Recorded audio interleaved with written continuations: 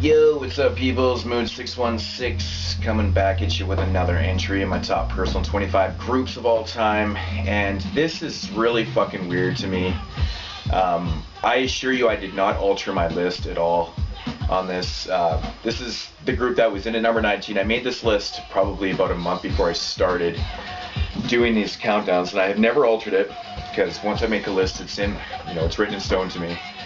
I'm literally watching a YouTube video this morning. I think it was a Monster Cut 1 video, and I get an email and saying that that MCA had just passed away from the Beastie Boys, and I was like, fuck me, that is some bizarre weirdness right there.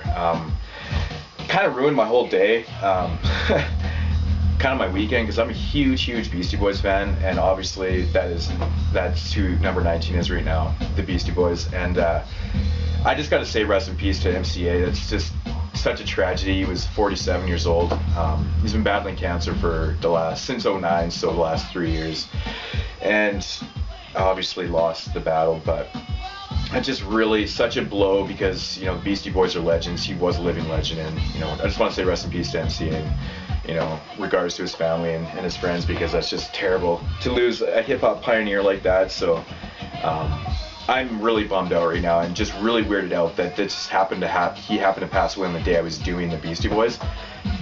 I am just weirded right out. But anyways, I'll get right into the records. I'm just going to show the hip-hop. I'm not going to show their earlier punk stuff, but so the Beastie Boys official debut record, Licensed Ill, classic.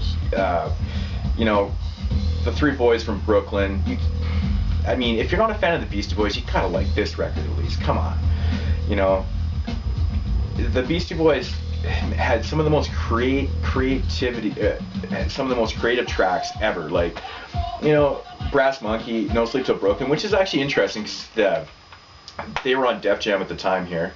And the guy that played guitar on No Sleep from Brooklyn was actually the guy from Slayer, and which Rick Rubin had also produced the records at the time, so that's how he got on this track. But I always thought that was kind of interesting, the guitar player from Slayer and Beastie Boys. But favorite tracks on here, the New Style, probably my favorite track on here. Everybody knows Fight For Your Rights. Girls is, it's a goofy, fun record that really worked. Paul Revere is amazing. Everybody should own this in their collection. It's classic Beastie Boys. Always loved the album art. Great stuff right there. Got Paul's Boutique playing in the background right now. Absolutely love this this album. It's such a unique album, and it's such a step up from their debut to this record. Musically wise, it's completely different. It's so elevated and so much more mature. This album did come out, I believe, 3 years after, so they had quite a bit of time in between albums to record this. Just like a really amazing stuff. It's weird. I forgot this album doesn't have the song title in the back, and I always forget song titles, so just because I do listen a lot. Actually, I believe this thing doesn't even have the song titles in it. Yeah, that's right. So I'm not going to be able to list off too many tracks. But anyways, Paul's Boutique, a lot of people even say this is possibly their best album. It's very versatile musically, lyrically. Everything about it is so unique, and it really sticks out in their catalog because of just the way it is, the way it's structured, and the whole concept to it and stuff. And very cool record. If you don't have this, I definitely highly recommend their first two records. Actually, I recommend every Beastie Boy record, to be honest. Third up, Check Your Head. This album right here is grimy and just, oh man, I love the production on this record. This is when the Beastie Boys were, oh man, just totally, kind of not reinventing himself, but always doing something. Like this album right here, after Paul's Boutique, was completely different too. This is the album with What You Want. Everyone knows the tracks. Such a fucking, just an awesome song. But I love songs like Pass the Mic, Funky Boss. Just so much good interludes, and like the way they structure their albums is pretty cool. They're not fully songs, like kind of interlude songs and shit. And this is a really cool kind of punky, hip hop record. I think the Beastie Boys were gaining a shit ton of respect by again. I know when the Beastie Boys first came out, a lot of people were like, these white kids, not very good, but even Biz Markie, it's funny, the song The Biz and the Nuge on here. When the Beastie Boys first came out, Biz Markie was completely against them. He hated them, but became a really big fan, and they even became friends. So it's pretty cool. But I highly recommend Check Your Head. You know, I mean, even if you want it for just you want, or so what you want, it's just awesome album. And then to Ill Communication. Now this album took me a little bit to get into when it first came out, because it was different. It had like a little bit of their old kind of like punkness to it. You know, a Tough Guy and stuff like those kind of tracks, but it was very, very hip hop. And the song on here that always stuck out the most to me was Get It Together with Q-Tip from Tribe Called Quest. That song, it's one of my favorite songs of all time. Absolutely adore that track, so good. And like I said, this album's got a very, very weird feeling to it. Like Root Down, everyone knows the song, Get It Together. You know, like Heart Attack Man, it's very punk, you know, Tough Guys like that. Sure Shot's different. You know, and then everyone knows the song Sabotage, the awesome video for Sabotage, but this album's got a very different feel to it. It's very kind of, it's got a lot of guitar on it and stuff. That's why it took me a little bit to get into it. Because in 1994 I was 14 and I was just rocking a whole pile of stuff, and anything with guitars I was kind of, you know, that's kind of different, but I gotta say though, this album really does it for me now though. 20 tracks, very interesting melody to the record, but I highly recommend Ill Communication too. And into the album that a lot of people know, even people that didn't listen to hip hop bought this record because of Intergalactic, but Hello Nasty, always loved the album art. That's so awesome, the sardine cans, great.